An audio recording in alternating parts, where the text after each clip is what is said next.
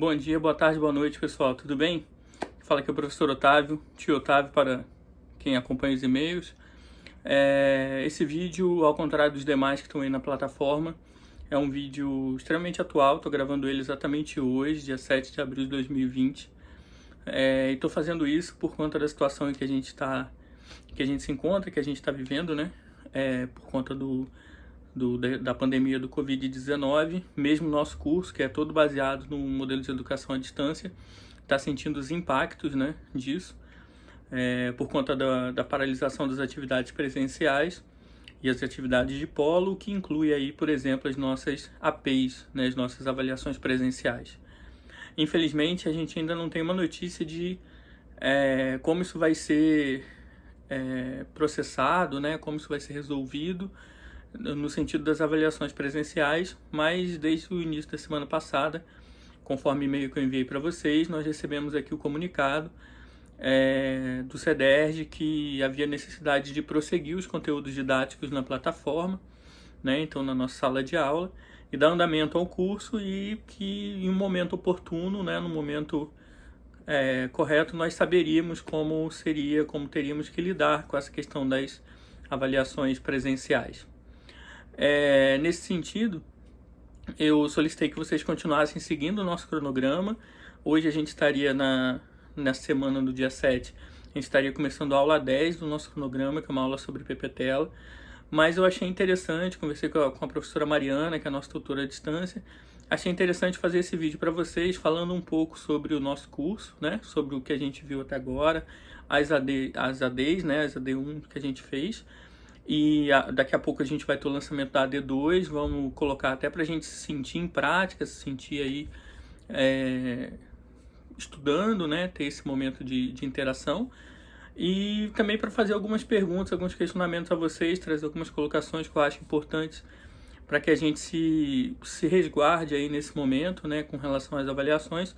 Mas não só com as avaliações, porque o que realmente me preocupa é o nosso aprendizado, como ele vai se desenrolar, né, como ele vai se desenvolver, tendo essas interrupções e essa ausência do momento de culminância, que são as APs, que geram as dúvidas, que geram as conversas e por aí vai. Então, assim, vou dividir aqui em algumas partes, né? A primeira parte primeiro falar da AD1. Então, nós optamos por fazer uma AD1 totalmente na plataforma, né? A gente sempre eu sempre trabalho de uma maneira que tenta deixar o curso, que o curso vá gradativamente demonstrando a complexidade que ele tem. Então, a nossa primeira avaliação sempre é uma avaliação feita de uma maneira mais simples, né, que exige menos de vocês em termos práticos. É um número de aulas bem reduzido que a gente cobra. Então, já era a intenção mesmo fazer alguma coisa um pouco mais simplificada. Percebi que alguns de vocês não tiveram uma avaliação muito boa, muito poucos, mas alguns não tiveram, e aí eu deixo aqui esse canal aberto também de comunicação. Se vocês quiserem, essas pessoas quiserem me mandar e-mail, me explicar as dúvidas que tiveram, onde acham que erraram depois de ver o gabarito e tal, esse caminho é essencial, né? Afinal de contas, o que adianta a gente ter um coordenador de disciplina que planejou a atividade e depois de ver a avaliação não dialogar com ele? Então, se vocês quiserem me mandar e-mail, prefiro que seja e-mail, mas se quiserem mandar mensagem na plataforma, a Mariana geralmente colhe, me passa ou me avisa para eu ir lá, para a gente poder conversar um pouco sobre. Eu acho que o e-mail é um caminho mais interessante, principalmente porque é uma conversa mais privada também, né? Então fica isso aí, esse comentário, mas de modo geral, a média, né, o próprio relatório do sistema nos dá uma média. A média que o relatório do sistema me deu das 82 avaliações terminadas lá foi de 8,33 de nota, né, de 10. Então é uma média excepcional, né? Então isso também queria parabenizar vocês enquanto turma e pelo desempenho aí que grande parte das pessoas teve nesse momento.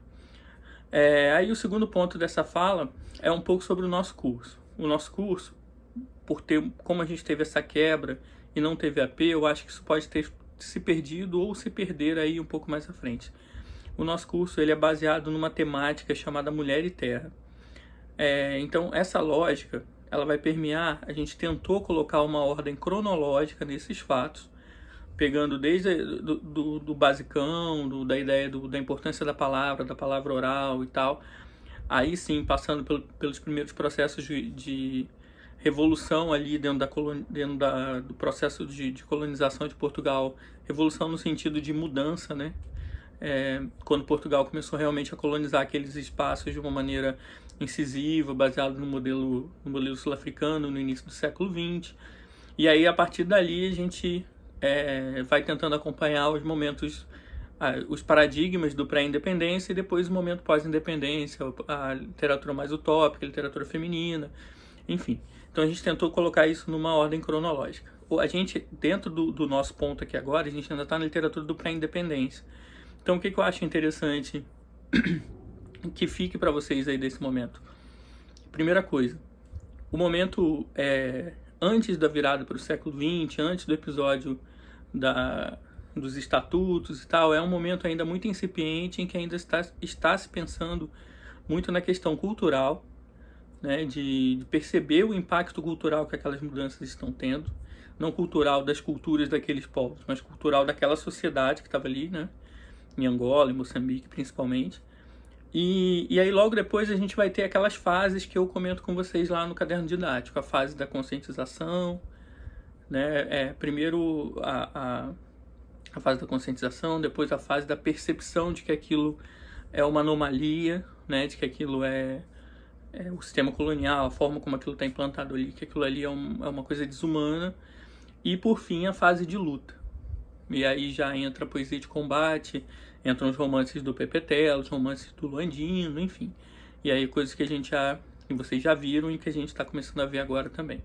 Então, o conto da menina Vitória, né, que estaria na nossa AP1, inclusive. Aliás, estou com muita vontade de divulgar aí para vocês essa AP1. Eu não sei se eu posso ainda, porque eu não sei como vai ser, se eles já têm a prova, então não sei se eles vão aplicar essa mesma prova depois. Mas eu tinha muita vontade de mostrar para vocês terem uma noção de como vocês iam ser avaliados dentro daquela perspectiva, né? Mas enfim, isso é um assunto para o final.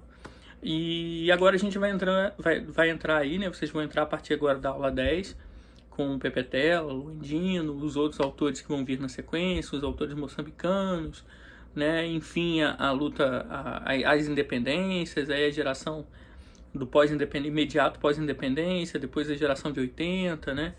Enfim, então é um momento do curso em que a gente vai ter uma mudança. E qual que é essa mudança? O paradigma do fim da colonização para esses espaços é muito forte, porque não só pela questão da liberdade política, óbvio, né? A gente vai ver que a própria geração seguinte, que é a geração dita utópica, pelo Pepe Tela, inclusive, né? A geração da utopia, ela vai acabar se rendendo depois e entendendo que aquele momento histórico não foi tão relevante no sentido de transformação como se imaginava. Mas isso é uma coisa que só vai acontecer mais para frente, naquele momento era.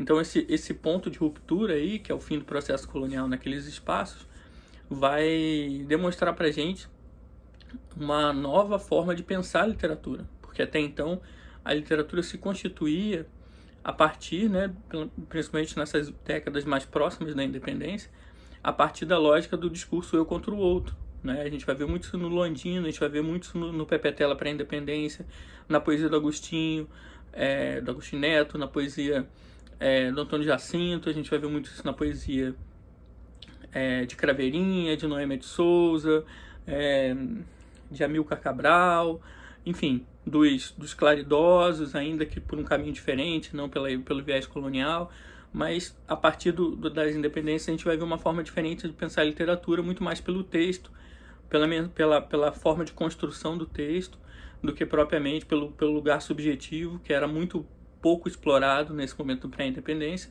do que propriamente pelo viés coletivo de luta, de combate, como a gente via no pré-independência. Então essa virada é muito importante, porque é a partir dessa virada que a gente vai começar a ver as subjetividades, e a partir das subjetividades a gente vai começar a ver produções que até então seriam, não vou dizer impossíveis, mas seriam muito difíceis de serem notadas ou pelo menos reverenciadas diante daquela questão que se colocava como o mais importante naquele momento, que era se libertar do modelo colonial, se libertar do colonizador.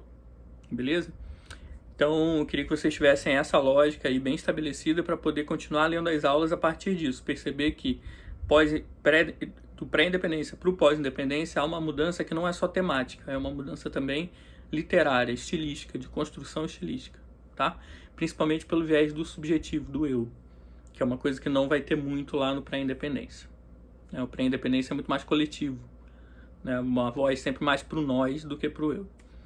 Bom, dito isso, vamos à última parte aí desse vídeo, que já tá ficando um pouquinho longo.